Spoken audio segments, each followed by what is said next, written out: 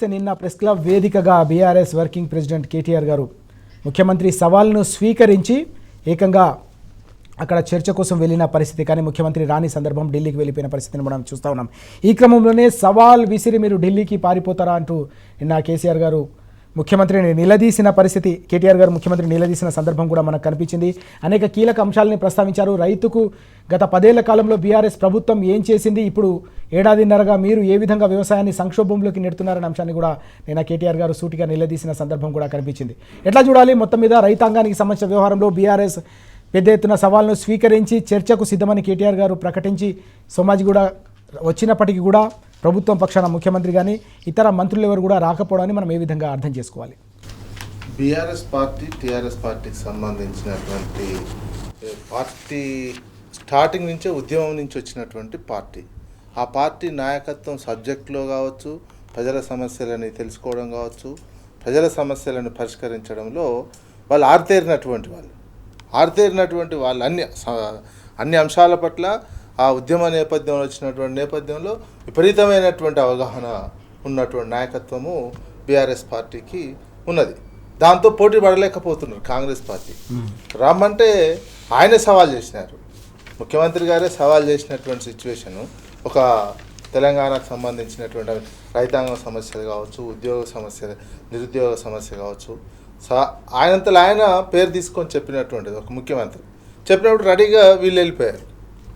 BRS పార్టీకి సంబంధించిన working president పోయిన తర్వాత రావాల్సినటువంటి బాధ్యత ఆయనదే కదా. ఆయన ఢిల్లీకి వెళ్ళిపోయిండు. అది దేశపూర్వక, ఎందుకంటే వాళ్ళ సబ్జెక్ట్ లేదు. వాస్తవానికి ఏంటంటే కాంగ్రెస్ పార్టీ పరిపాలిస్తున్నటువంటి ముఖ్యమంత్రికి వాస్తవానికి తెలంగాణ మీద పూర్తి అవగాహన లేదు. ప్లస్ వచ్చిన కానీ సమస్యలు పరిష్కరించింది లేదు. రైతాంగానికి సంబంధించినటువంటి అంశంలో దాదాపు 560-70 మంది ఆత్మహత్యలు చేసుకున్నటువంటిది, మీకు భరోసా ఇయ్యనటువంటిది. మీరు చెప్పింది ఒక భరోసా, ఇచ్చింది ఒక భరోసా. అదేవిధంగా ఎరువులకు సంబంధించింది పెట్టలేకపోయారు. దూపైనప్పుడు బాయిదవినప్పుడు తీరా ఎరువులు అవసరం ఉన్నప్పుడు ఢిల్లీకి పోతే అది హాస్యాస్పదంగానే ఉంటుంది. ముందు నుంచి ఒక ప్లాన్ చేసుకొని తీసుకోవాల్సినటువంటి బాధ్యత ఉంటుంది తప్ప ఇది నాటకం లాగానే అనిపిస్తున్నది. అందుకే తెలంగాణ సమాజంలో ఎవరు ఎట్లా ఉన్నారు అనేది అర్థం చేసుకోవాల్సినటువంటి సమయం ఇది. వీళ్ళు ఒక వాస్తవానికి కొట్లాడి తెచ్చినటువంటి పార్టీకి ఉన్నంత ప్రేమ పక్క పార్టీలు మారి నేను పరిపాలకుడిగా మారితే అంత ప్రేమ తెలంగాణ మీద ఉండదు ఎవరికైనా. అది ఈజీగా కనిపిస్తుంది. అదే నిన్న ఎక్స్పోజ్ అయినట్టు కూడా తెలిసిపోతుంది. కాంగ్రెస్ పార్టీ ముఖ్యమంత్రి పూర్తిగా అవాయిడ్ అయిపోయినటువంటిది సబ్జెక్ట్ విషయంలో.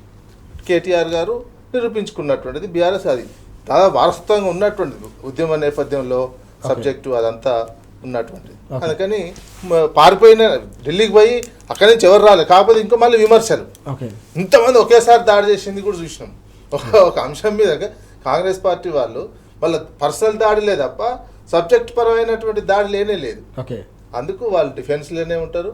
ఎందుకంటే వాళ్ళకి అనుభవం, పరిపాలించేటువంటి నైపుణ్యత, రాష్ట్రాన్ని ఇంకో లెవెల్లో తీసుకుపోవాలనేటువంటి థింకింగ్ లేదు.